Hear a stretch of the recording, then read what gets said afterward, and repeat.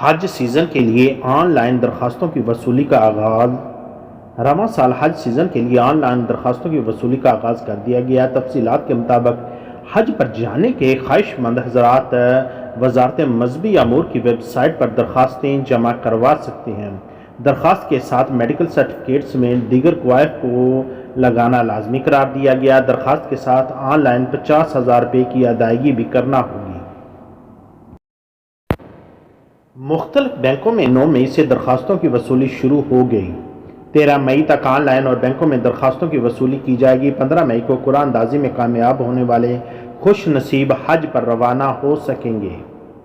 اسی تناظر میں وزارت مذہبی امور پاکستان نے ہدایت جاری کی ہے کہ پرائیویٹ ٹورز آپریٹر کو حج کوائف رقم جمع نہ کروائی جائے۔